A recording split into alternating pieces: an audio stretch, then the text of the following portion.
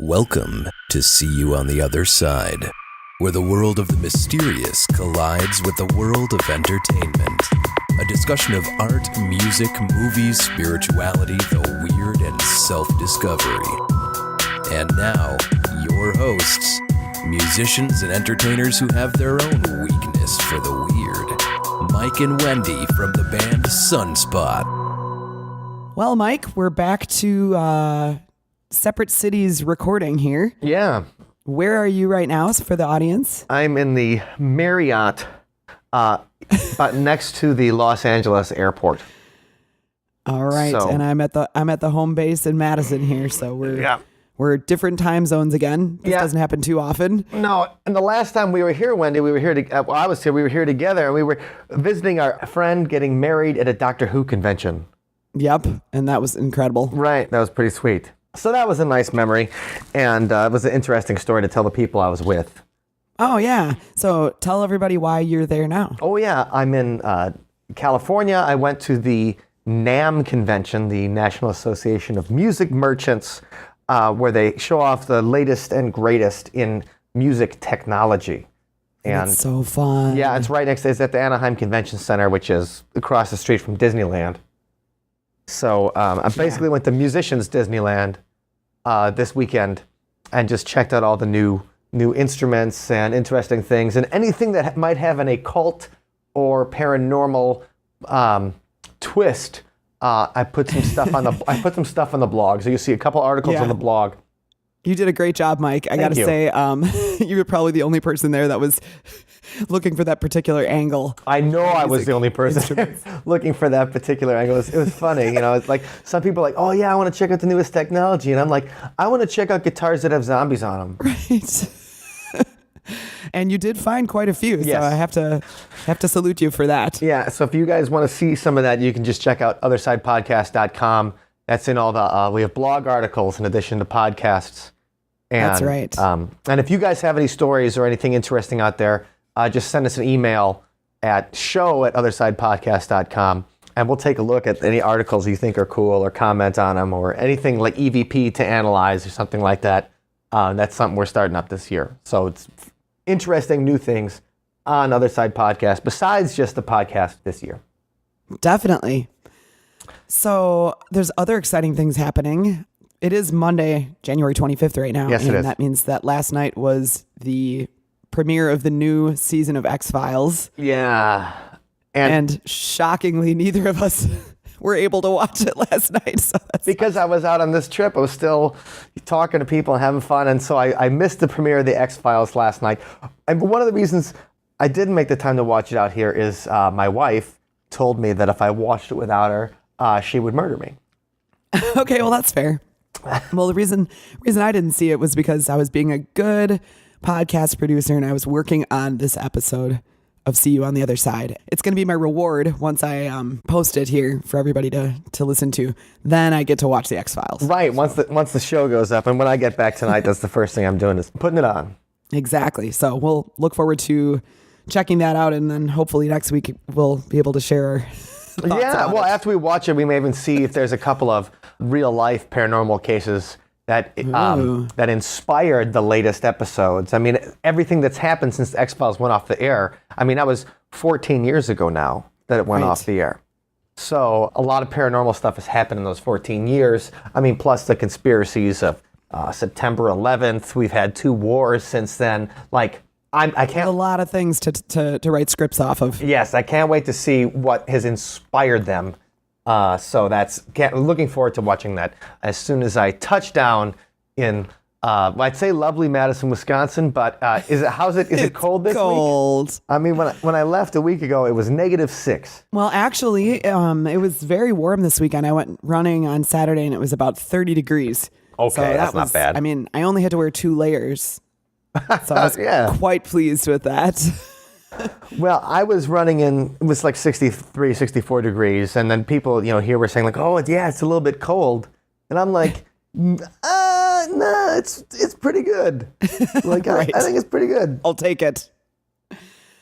All right. Well, while you were out in California enjoying all the musical instruments and looking for occult inspired ones, Yes. I interviewed a paranormal researcher. Very cool. So I guess, we can get right into the interview. Should we check it out?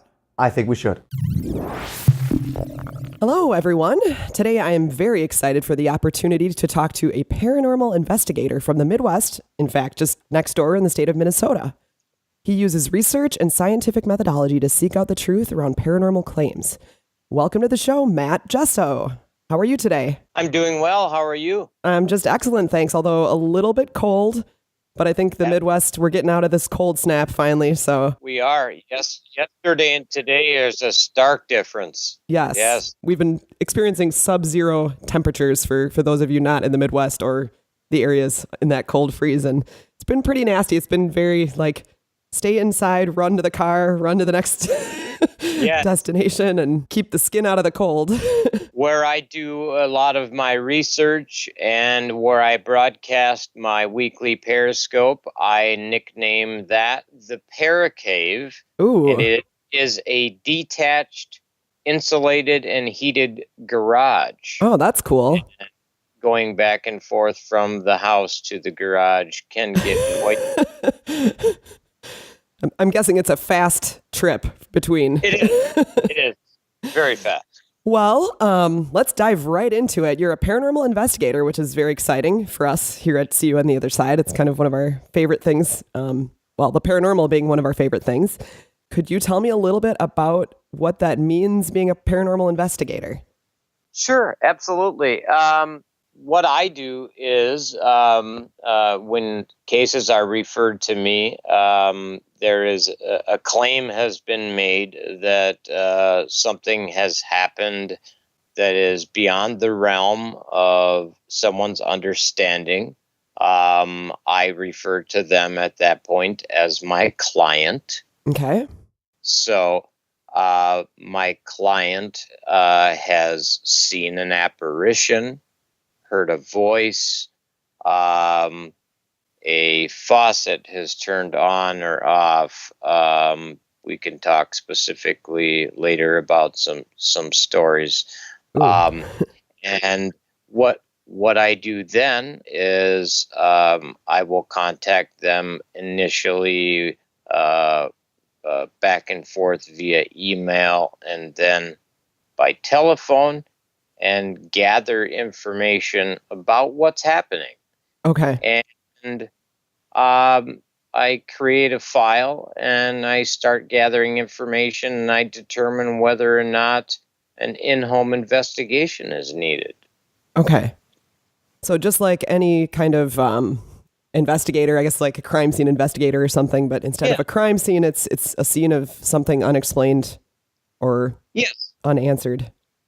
Correct. Okay. Correct. I also specialize in electronic voice phenomenon. So great.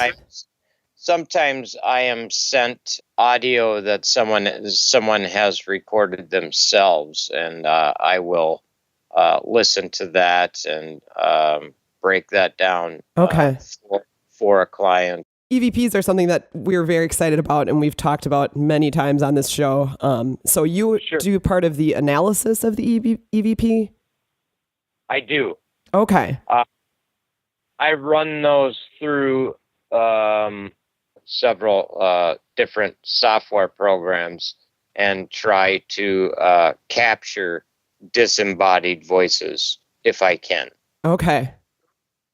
That's always an interesting topic because everybody wants to try to record an EVP or catch something, but I think a lot of times once we get the recording and then we sit down to do the analysis, it's a pretty technical and it's a very tedious process, I think, because a lot of times you have a lot of footage or whatever you call it, audio to go through. It is. It's you have to be extremely patient. You have to be extremely you have to be very specific about the environment with your client as to what is going on in the environment. If you were not there, you have to get all the information and gather that from them so that you can figure out and get a good picture in your head as to what was going on while you do your analysis. I see. So EVPs are a very interesting science, I think. But before we get too much into the science and the tools that you use, I'm really curious because paranormal research is not, an everyday kind of field that somebody chooses to go into. And most of us have had experiences with unexplained things, but I'm curious as to what initially got you interested in this field. Did you have an experience? When I was 5 years old, I was sitting on my uncle's lap, and we were watching the movie The Exorcist, and I was scared to death. That's a scary one. I needed to use the bathroom, and it was at the top of the stairs, and I couldn't go, and I had an accident, and I was asked to go sit in the porch while the rest of the movie went, and I was determined at that point that I wasn't going to be scared anymore by that. So really, in the back of my head from that point forward, I always had a curiosity, and I was not going to let any of that scare me. So whenever I had an opportunity, when I was in a library, if I ever saw a book or anything on that, I always picked it up and read about it. So as far as getting into the actual field of it, that came kind of on accident, but my interest came at a very young age. I would say that's impressive as such a young child to be so determined about something, but it's also very intelligent to be able to at that age say it takes the scariness away from it if you can look at the science. Correct. Yes. It was the same with being afraid to fly. The way I got over my fear of flying was I studied how an airplane worked. And how airplanes were able to fly, and how lift and how drag and how yaw and how all of that worked. Once I had a good understanding of how airplanes worked and how all of that worked, my fear went away. And so it seemed to me that the more information I had, the less fear I had. Yeah, definitely. I could understand that for sure. It's a good parallel there. Yeah. So fast forwarding from your youth to when you first started actually maybe going on investigations or actually starting to collect evidence for investigations, do you remember what one of your first ones was or the first interesting one? I do. I had a friend whose parents, the mother had an experience in the home, and the father had asked that we do an investigation to take away her fear. Okay. And he knew that he always saw that I had books in my hand, normal books in my hand. And so they were rather wealthy. So he bought all the equipment necessary for an investigation. And we conducted our first investigation there in that home. And then that became the first team I was on, because after that investigation, she told her friends about it, and the information we had found, and word of mouth went out. Oh, that's really cool. It was my very first paranormal investigation, was one of the most active. Wow. Okay. So I was just going to say that I take it was a successful investigation, but I'm not even sure what a successful investigation would be defined as.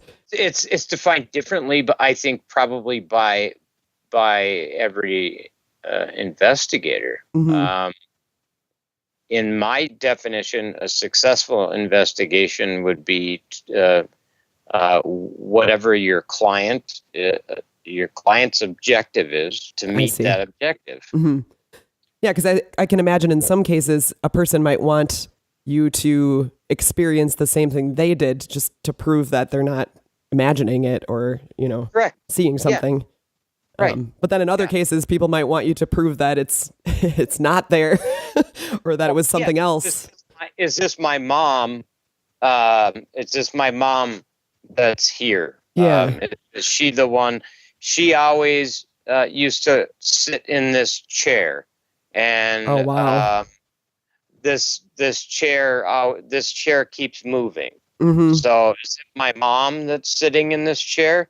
So I would ask my client, is that your objective? Then your objective, and do you want your mom to leave? Or see. are you comfortable with your mom staying?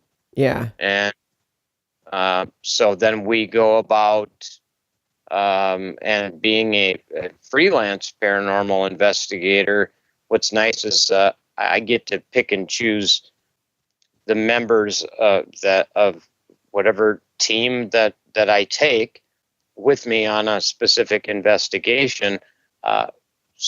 The team that I bring in, I will let them know that this is the objective. And so if indeed they're comfortable with living with their mom in this house, then our goal is to try to capture evidence that this is To the prove. mother in the chair. Yeah. Okay. So what other types of professionals do you work with then? Are they typically people in your same line that, use the EVPs and the other types of scientific tools or other methods? Great question. I work with other paranormal investigators quite a bit. I recently worked with a mysticologist, which was unique. What's that? Mysticologist it was the first time I had ever worked with anyone with that title. Yeah, that's an interesting title. Yeah, she works mainly with dark energy. Ooh. And yeah, she works a lot with demons. With they find her. Wow, she's brave. Yeah, well, they just have. She is very brave. They find her, Mm-hmm. and they come to her, and they sometimes have physically attacked her. Sometimes. Yikes. She worked on not opening, but closing portals and Okay. house clearings and things of that nature. Like exorcism type of Yeah, things. yeah, yep. And she knows about. I learned a lot from her about. She was telling me that it takes so many years to in her belief system. It takes so many years to die. She was saying that Hitler just recently crossed over. Oh, wow. So he's been floating around in between. Yeah. Ooh, yeah. That's a scary thought. Yeah. So she's a very, very interesting person. So I've worked with her. She's a mysticologist. I've worked with psychics, mediums, and remote viewers, Oh, cool. which that don't need to be anywhere near the location. Okay. That have helped me just via telephone. Demonologists, members of the clergy. Wow. It's a good variety of people. So you've got the dream team of investigators there. I like to, when I send out my greeting, I like to tell people that I work with a large network of professionals. Okay. That's how I put it. That makes sense. And I noticed that you work with the website paranormal societies? Yes. So how did you get involved with that? Twitter. I found Bill Wilkins, the founder of Paranormal Societies. We met on Twitter, and what Paranormal Societies, they if you are a paranormal investigator, you can register your. You have to be approved, but you can register your team or yourself as an investigator with Paranormal Societies, or if you're having a haunting, you can or paranormal experience, you can also and the people that register, they register on Paranormal List. And if you're having an experience, you go to Paranormal Societies and you fill out a haunting assistance request. Ah, okay. What happens is that is handed out geographically throughout the United States to a paranormal team that is close by to your location. So if you live in Biloxi, Mississippi, and you're having an experience, you can email paranormalsocieties.com and give them details of your experience. That will then go into his database, and it will be then sent out to a team that is local to the Biloxi area. Got it. So it's a resource for people who are like searching for help. It's an internet Rolodex of paranormal investigators, and for people that are looking for haunting assistance. Yes, they that's a place where they can go as well, and that's where I obtain a lot of my casework from. Bill Wilkins has been absolutely wonderful to me, and so that's not a shameless plug. Yeah, it's he's a really, really nice guy. That's great. And I noticed that you mentioned that you do not charge for your services too. So that's also kind of speaks to the integrity of what you're doing. Yes, and I've like other investigators have turned down money many times. There's no charge, and there should be no charge for it. People that get involved in this do it out of the kindness of their heart to help people that are going through something, and we do it because we have somewhat of an understanding a little bit greater than they do of the paranormal, and we try to help walk them through that. We've over time we've obtained equipment. We've spent time doing this, and so we do it out of the kindness of our heart. We do not charge for it. There are teams out there that are now charging for it, and they are giving, the good guys bad name, and it's really sad. It is very sad because, that's something that we always kind of worry about in these cases, because someone is going through something incredibly difficult that they're sometimes embarrassed or ashamed to even talk about because they don't want to be labeled as weirdo or crazy or something. So for people to go and take advantage of that by charging, or a lot of times you don't know. I mean, I guess I could understand charging.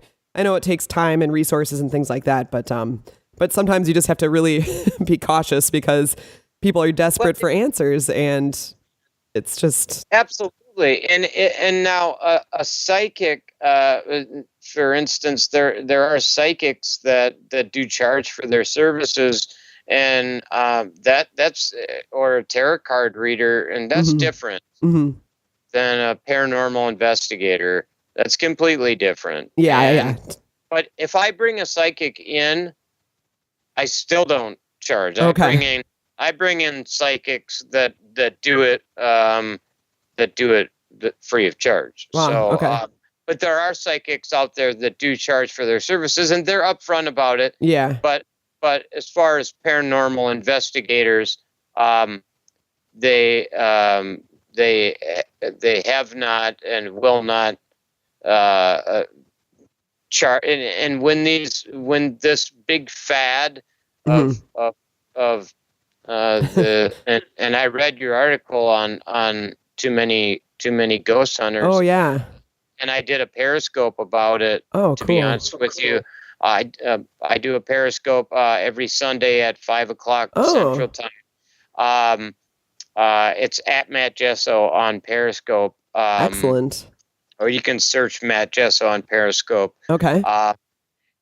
Every 5:00 on Sunday, and last Sunday was about truth, and specifically my truth. And one of the things that I did was talk about truth and talk about expectations. And one of the things that prompted me to do that was reading your article. Oh, wow. Well, thanks. on too many ghost hunters, and for one of the first things I said is, if there are too many, first of all, I'm guilty because I am one of them. But I do believe that the fad will, just like any other fad, will go away. Yeah, for sure. The true professionals will Rise, stick around. rise to the top. They'll stick around, and the ones that are charging, I have found that, I've heard the story more than once. A paranormal team has come in, charged money, and accomplished nothing. Yeah. And it always seems to be the same theme. So when you're doing it for free and out of the kindness of your heart, there seems to be, you're going to get the follow through. Yeah, it seems to me that also it's the kind of thing where, yeah, you're doing it out of the kindness of your heart and your own interest and curiosity in this particular field, because you might learn something, and I'm sure it's interesting for you as well. I do have to admit, there is a large part of this that is for my own personal gain, to learn about the paranormal myself. I can't tell you how many people I've talked to who said, I really want to believe in ghosts, but I'm not going to until I see one. And the likelihood of seeing a ghost for the average person might not be very high. But if you're actually in these locations where things have been seen or felt or experienced, you might be raising your likelihood of actually experiencing it yourself, which to me would be pretty interesting. It's true. And you know that the people experience events in different ways. Yes. And I tell my clients this all the time. And it's something I heard from, and I'm borrowing it from Lloyd Auerbach. Oh yeah, we like Lloyd. He's parapsychologist, not a paranormal investigator. Parapsychologist. You know who Lloyd is. Yeah, we actually interviewed him. I'll find the episode and link it in the show notes. Great. He'll tell you that. And so I'm paraphrasing. And so I might get it wrong, but so I'll just paraphrase. There are 10 people in a room, and a ghost appears. Out of those 10 people, only 5 may notice something. Okay. And out of those 5, 2 may see something. Oh wow. 2 may hear something. Okay. And 1 may just feel something is out of place. Okay. Yeah, that makes sense. The other 5 didn't notice anything at all. So the way that we perceive things as individuals is different as well. Yeah, So absolutely. There can be an entity standing right in front of you and I can be standing right next to each other. There can be an entity standing right in front of us, and you may see it and I may not. Mm-hmm. So and this is again paraphrasing Lloyd, who I have a great deal of respect for. The way that we perceive things, and it goes back to what I put a lot of emphasis on, and that's and you'll hear me talk about it, the personal experience. The personal experience being so important, we perceive it differently individually. So yes, you'll believe it when you see it, but if you have a preconceived notion Mm-hmm. on ghosts, you may never see one. So if you have an open mind, you have a likelier chance of seeing one. If you are looking too hard, you have a likelier chance of seeing one as well. But if you just plain old don't believe in them at all, you can find an explanation for just about anything. That's right. And just for the audience, the episode that we did with Lloyd Auerbach was episode 27.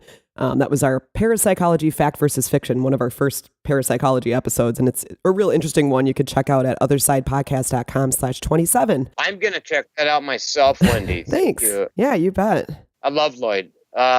He's real interesting. One of his first books that he published, if you look at it, was published out of Minneapolis. Oh, wow. Great. Yeah. I didn't realize that. So and he lives in California. And I'm not quite sure if Lloyd is originally from Minneapolis or not, but one of the first books he published is out of Minneapolis. I was looking this Christmas on my wish list for things that I wanted. Of course, I wanted a stack of books. Yeah. I got Dustin Perry's book this year. I got a book by John Zaffis this year, and some other paranormal books. And I had a couple of Lloyd Auerbach's books on that list as well. So that's quite a library you have there of paranormal research. My paranormal library is big, and it's growing. And with the internet, it's more like bookmarks now. But yeah. Well, it's great that there are so many resources so conveniently available to people through the internet now. I mean, it's amazing. Like we were saying that the website that you're working through, I mean, in the past, if you had an experience, what would you do? You can't just call Ghostbusters, right? Who are you going to call? I don't even know where I would have started, but obviously now with the internet, just start with Google. But it's nice. A lot of it was word of mouth, and people like Lloyd were working back in the 80s doing stuff like that, and Lloyd was doing in-home investigations in the 80s. Which he ran into a lot of trouble with. It wasn't spooky enough for the producers. Oh, okay. I don't know if you talked about that at all, because this was before night vision cameras. Before. Oh gosh. Yeah. So you can't even see the reactions on the people's faces as the terror strikes them, right? But Lloyd was trying to do what we should all try to do, and that's recreate the personal experience as best we can, to try to recreate the event, to see if we can get it to happen again, to make it as scientific as possible. And but in order to make it television friendly, they wanted the lights dimmer and things of that nature, and the Hollywood spin. He had that trouble early on, and his interest was in the subject, and that's what I call the client is technically called the subject. Oh, okay. So the subject of the experience. Right. So, And so this really goes along with the scientific method of, you go in with a hypothesis or something that you're trying to either prove or disprove, or, like you Mhm. said, what your client is looking for, whatever their objective of the mission. yeah. And then you go about trying to gather the evidence to either prove or disprove. Yeah, I don't go in with any preconceived notions. I just go in with whatever my client's goal is, and I try to achieve their goal. Okay. I try to keep preconceived notions away from my investigation. Yeah. And that goes along with what you were saying before, where a lot of times people have such a closed mind, Hmm. they're not going to experience it. Or it's too far open. I see. Hmm. That's a problem too. I wouldn't have guessed that, but Here's the thing. I mean, if we have to be objective, but we can't. We also have to be evidence based. realistic. So, Yeah. and so when I say too open, I don't mean it in the way where you're not accepting. Uh-huh. What I mean is we need to be a little bit more evidence based, and not if a client makes a claim, I believe that they experienced that. However, I need to obtain some evidence to Yeah. hopefully back that up. So now I'm curious. We did talk about the EVPs, which for the listeners who don't know, that's electronic voice phenomenon. Electronic voice phenomenon. And that's where you were saying before that you make an audio recording, and sometimes they'll ask questions, and then later on you listen back and you try to enhance the audio and pick up if there's any sounds or Yes. voices or anything. Yes. What other types of evidence do you typically gather when you're on an investigation, in addition to the EVPs? Well, we will. The big ones are video evidence. We will set up a camera that would be just somewhere that sits in one spot for the entire session, and we will have one that we carry around as we are going through a home or a location. Okay. So we try to capture video evidence, and usually, if not always, that will also have audio on it. I personally always carry, much like you have there with you, a video recorder, which is my personal audio recorder that I keep in one hand. One hand I see. is dedicated to that. So we've got audio, we've got video, and then we also are measuring the electromagnetic frequencies in the air. Okay. Now, it is believed that when an entity, a ghost per se, manifests, that a change in the electromagnetic field will take place. Okay. And this can be measured through a couple of different devices. You can use an EMF detector that will directly measure the level of EMFs, or a K2 meter will measure that just based on different levels. They're set levels. Okay. So there's a light for a certain level, and as those levels go up, another light will come on. So I see. so there's So you're looking for spikes from the normal baseline reading, correct. which makes Correct. sense. So if a ghost were to manifest itself, you're looking for a change in the electromagnetic field. So you're looking for a reading on an EMF detector, which is a normal home when you walk around is anywhere from a 0.0 to a 0.1. You get near a light socket, that can change to, 2, Okay. 2.5 up to 10. Wow. Okay.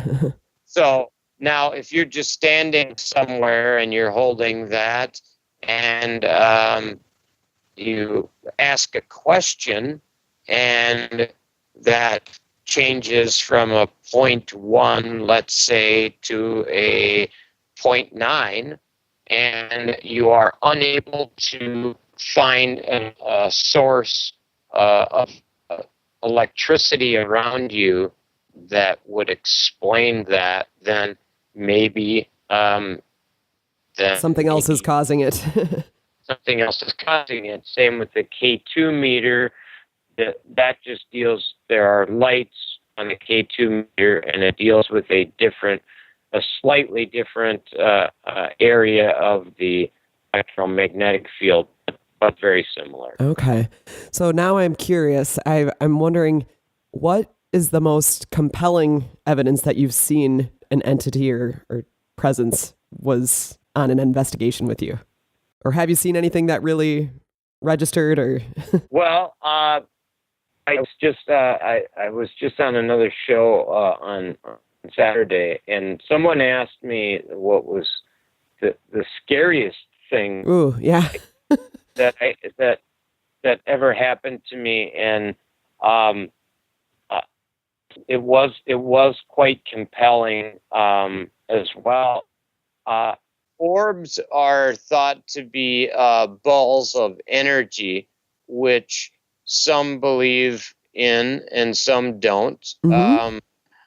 They can be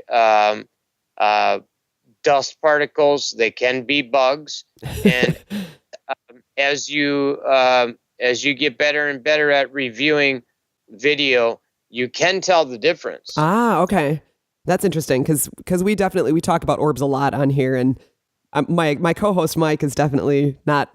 He thinks it's dust and reflections and stuff, but it's it's a matter of contention with a lot of it people. is. However, this wasn't a single orb I saw. There was a camera on me. Okay. It was someone else's camera, and we were in a location, and I was in a hallway, and I was reviewing the video for the first time. So I had not put it in a program. I had not enhanced it in any way. It was just I was just replaying it in Windows Media Player. Okay. That was the only thing I was using. And it had been downloaded directly from a Sony camcorder. Okay. Not a typical Sony camcorder, but a Sony camcorder nonetheless.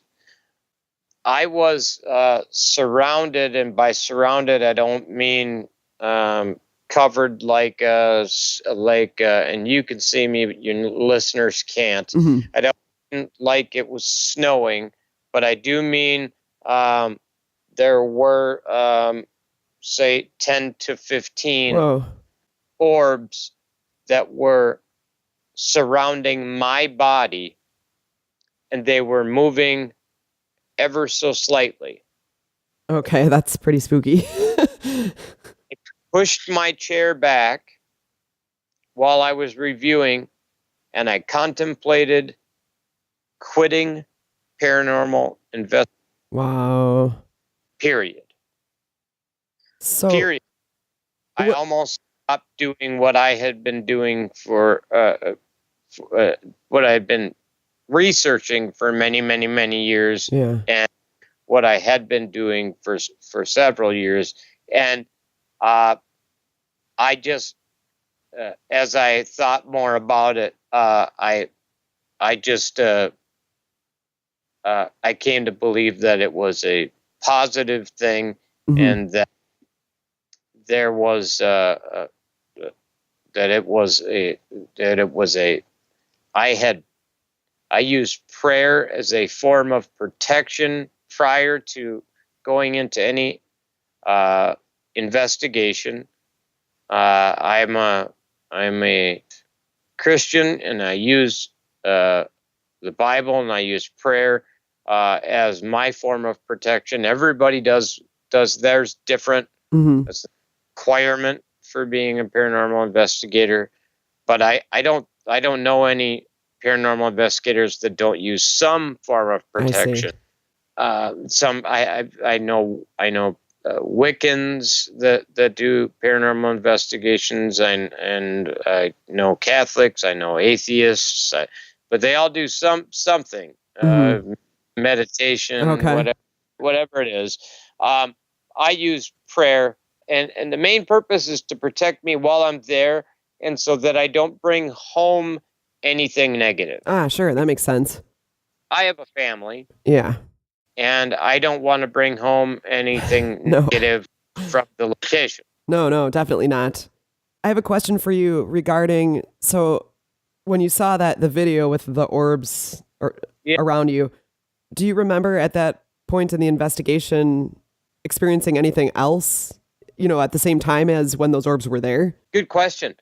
That was what was so troubling to me, was that I remember that portion of the filming, because I don't wait to get on my evidence. I jump right on it when some people are busier than others, Yeah. and also some people wait a little longer than others.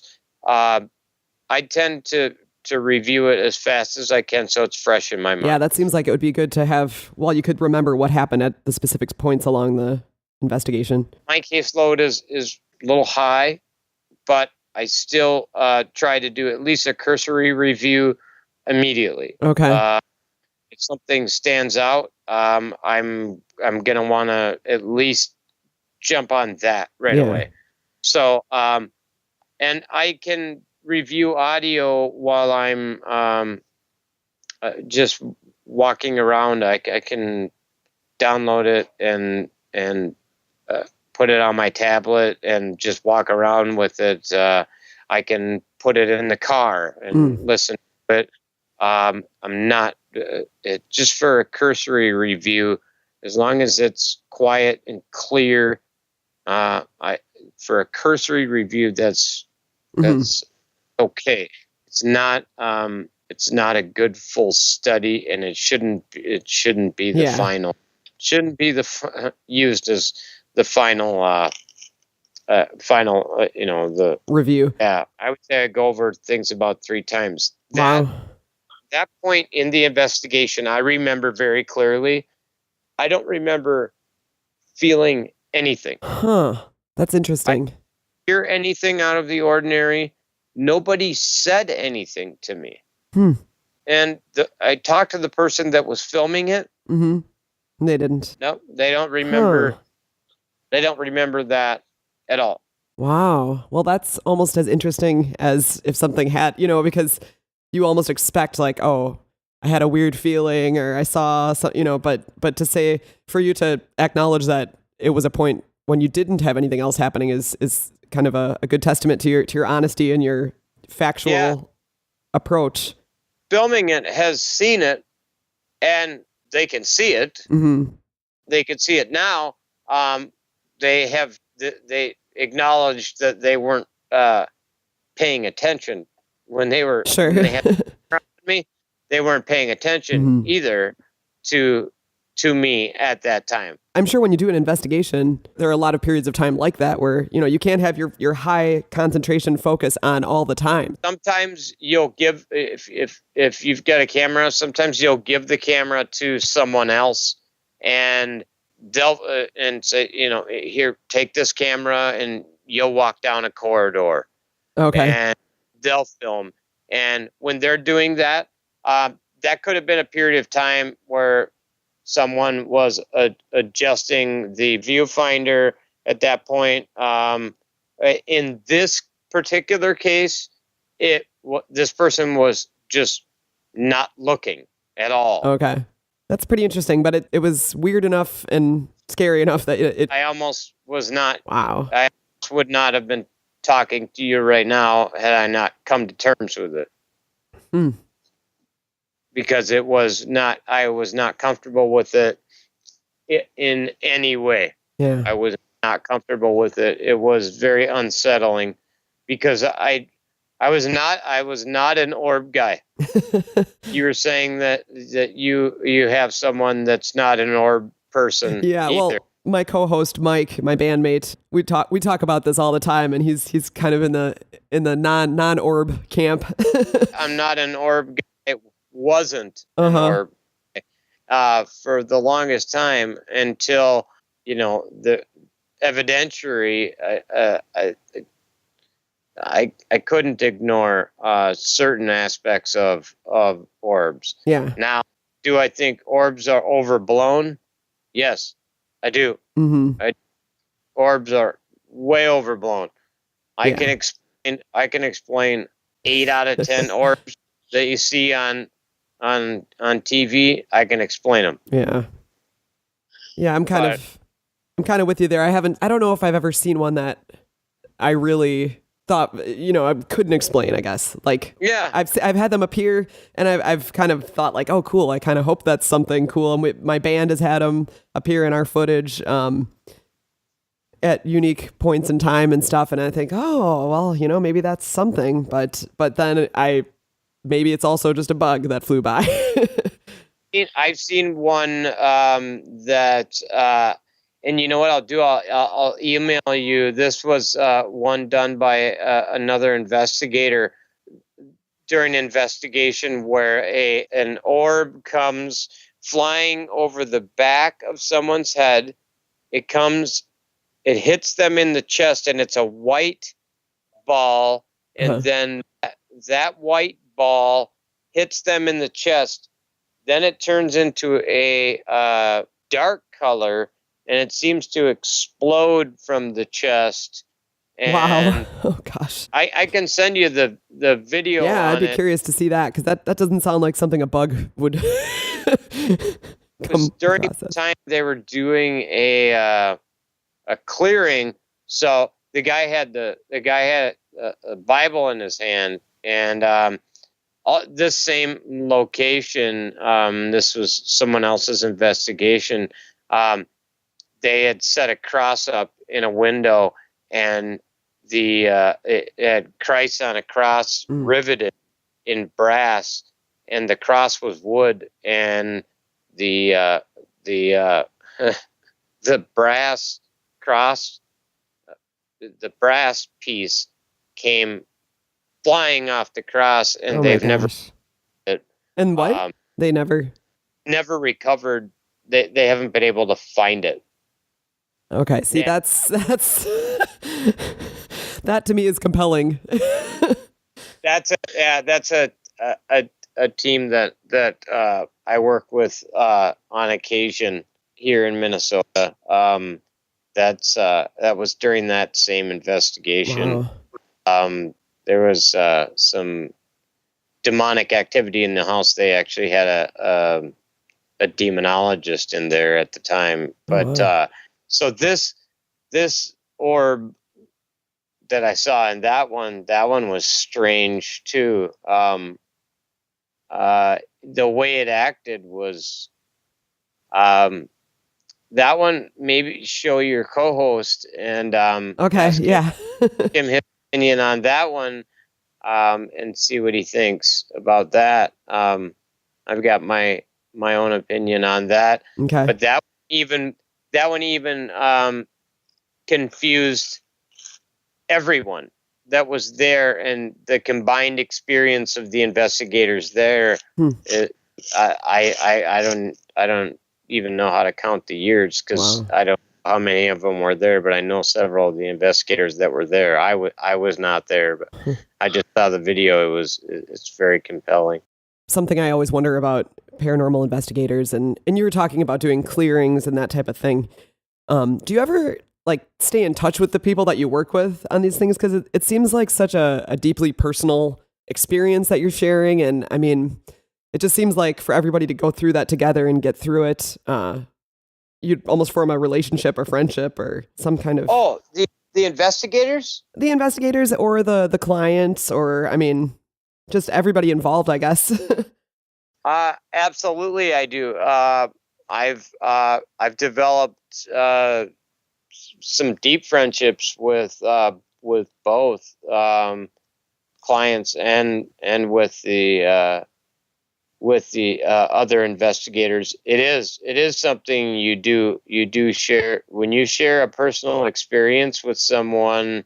For instance, an investigation a week and a half ago, another investigator and myself both heard a voice, and it was just him and I that heard the voice, and that was that was one experience that we had, and yeah, you do share that experience, and I can't tell you how much I appreciate the help when I've asked other teams for help, and they've come in and helped me, and likewise, I've been asked for help, and I come in and help them. It's a community, and we should all stay together and be a community. That was part of my Periscope last Sunday that's too. Cool. Has it become less than the para unity that everybody talks about? Yeah, it has. People are not as busy as they were because of your wonderful article about too many ghost hunters. So people are folding up and so there's some infighting, but the true professionals are soldiering on. Yeah, and we're sticking together, and we're forming friendships, and it's going beyond it's lunch dates now instead of just paranormal investigations. That's and cool. Things like Well, so yeah. Actually, just thinking about it now, it kind of reminds me of the music community. Mike and I are in a band that's been together for a long, long time, and we find that, you guys have your experiences with investigations and clearings and things like that, and it's a lot like us with the experiences we have with other bands and other audience members where, we're sharing something very special, the emotional bond that music brings. And sometimes it might just be a couple experiences, but you feel like these people are your close friends or like family almost. So it seems like a very similar kind of parallel there. Yeah, and you are you're opening yourself up in a very deep way. Yeah, for sure. And you're opening yourself up to critique, and that can if you're thin skinned, that can be tough. Yep. And if you're comfortable in your own skin and you're confident in what you do, people can see that, and they gravitate towards that, and they will want to be around you. So you will get phone calls, and you will get invites to different events and things of that nature. So yeah. That's very cool. I've formed some wonderful friendships. If you look at my Twitter, a lot of my tweets have nothing to do with the paranormal. They are just people that I talk to all across the United States, the friendships that I've formed that are just, there's more hearts than there are words. That's really great. I'm happy to hear that. And like that. I've just got a couple more questions for you because this hour has really flown by. Oh, wow. Yeah. So Okay. Matt, you were just talking about your Twitter, and what is your Twitter so people can reach you? I am at Matt Jesso, and that's spelled Jesso. Okay, great. And I will make sure and link that in our show notes as well so people can find you. And you have a Periscope that you said was every Sunday at 5 Central Time? Yep, every Sunday at 5 p.m. Central Time. I'm not always on time, but it's always right around time. And I do usually give a little bit of warning when I'm getting set up. Cool. And my followers usually are so wonderful. They'll send out a tweet and retweet and let everybody know that I'm about to go live. And you'll know because it's called the Paracave. Oh, right. The Paracave. That's that cozy little space that's you have to run through the cold to get to. Hashtag Paracave Periscope. So when the Paracave Periscope is about to go live, you'll see some a little bit of notice coming up that it's about to go live. And I sometimes don't know what I'm going to talk about until that day. Mm-hmm. And sometimes I might switch it an hour before I go on. Great. So it's a spontaneous kind of event, which is what Periscope is great for. Yeah. It's whatever's in my heart, whatever's on my mind. Excellent. Yeah. Well, I have one more question for you. And when we were corresponding by email, you mentioned that you're a metalhead. So I have to ask, who's your favorite metal band? Five Finger Death Punch is by far my favorite current metal band. Okay. And my old school Pantera. Oh, yeah. All right. Is my favorite. Okay. Excellent. But I got started on Metallica.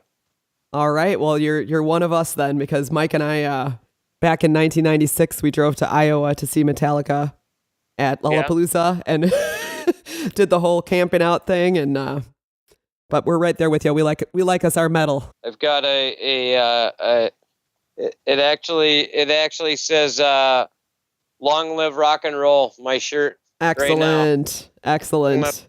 On it right now. So that's great. Yep. And no, I'm a fully tattooed metalhead that just happens to be a paranormal investigator and just happens to be a family guy too, and a little of everything. Well-rounded. Excellent. Well, Matt, thank you so much for your time. Really appreciate it. It's been great having you on the show. And we'll have show notes with all the links and things that we talked about at othersidepodcast.com/76. And we'll be following you and seeing what kind of cool things you're up to. So please keep in touch with us. Wonderful. Thank you. Okay, thanks. Well, I thought that Matt Jesso was a pretty interesting guy. Yeah, I did too. It was neat to hear his whole story and how he got interested, and he was inspired by, pop culture itself.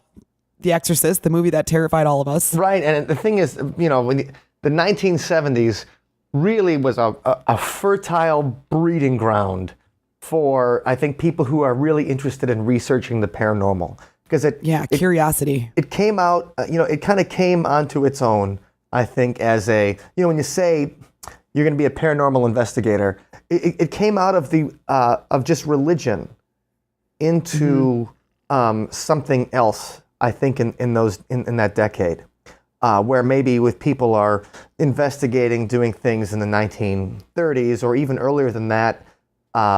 There was always a religious aspect to it. There was spiritualism and mediums and somehow connected to Christianity or a priest or things. And then it started to give just a little more quote unquote science to it in the 70s. And I think those of us born in that decade or interested in the pop culture and the paranormal from that decade kind of took it and ran with it as its own thing versus something religious. Exactly. That's an interesting way of looking at it. Yeah. In the interview, we talked about a particular orb footage. Yes. Which Matt sent along for you to check out, Mike. And so I'm curious as to your opinion of after watching that footage. Was it compelling to you? No. I mean, the thing is, was it a bug? Probably not. But so many orbs happen at random times with digital cameras. I think if it had happened on a like a VHS camera or a film camera, Yeah.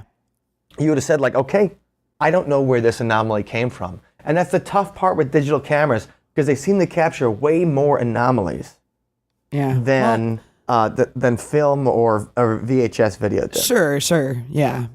Because you're dealing with sensors and circuit boards, and there's many places for things to There's pop up. a glitch in the matrix, but Right. I was thinking about it. I mean, it's pretty cool.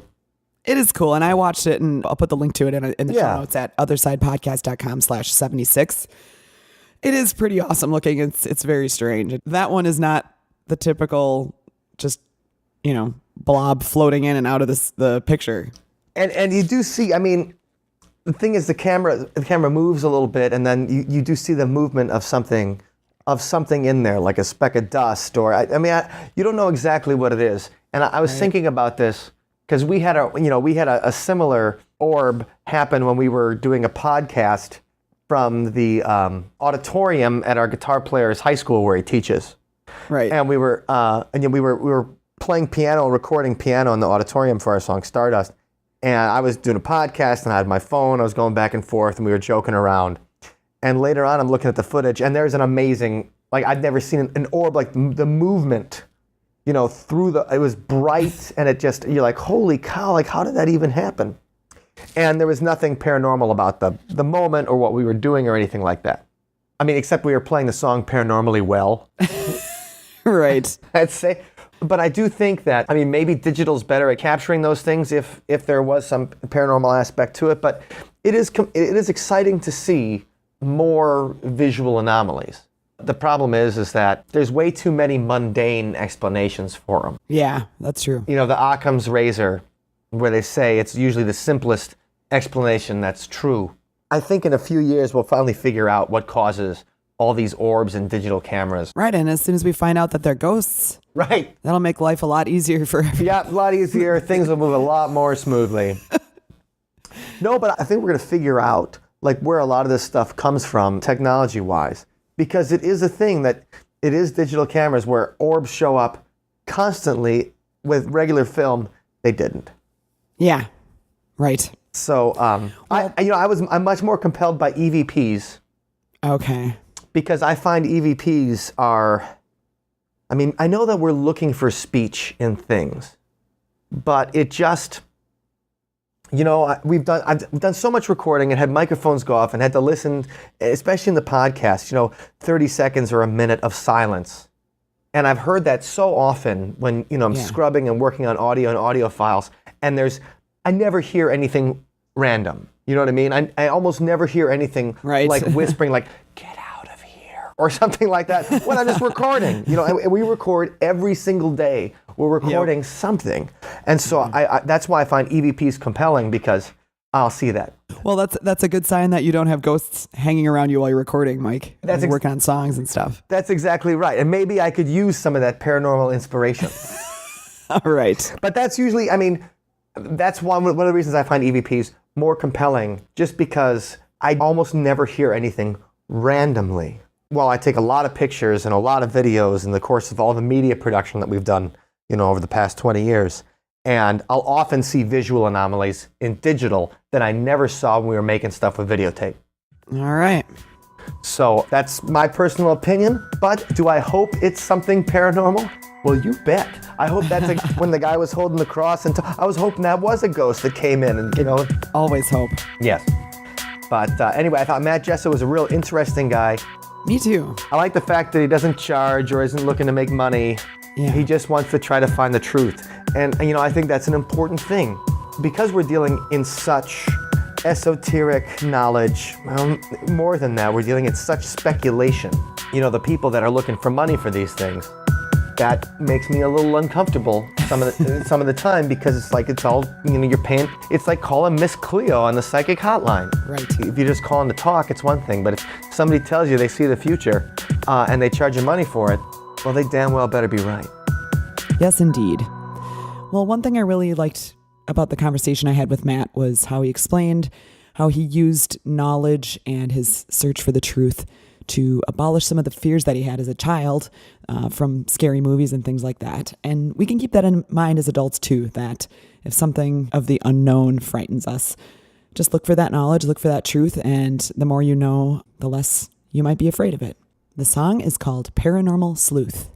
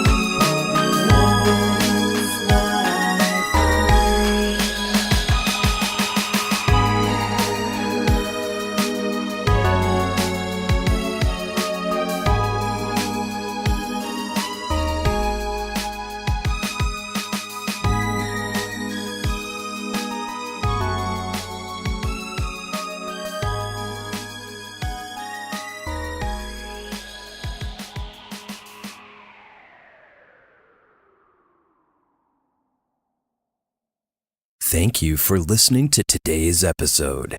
You can find us online at othersidepodcast.com. Until next time, see you on the other side. Get out of here.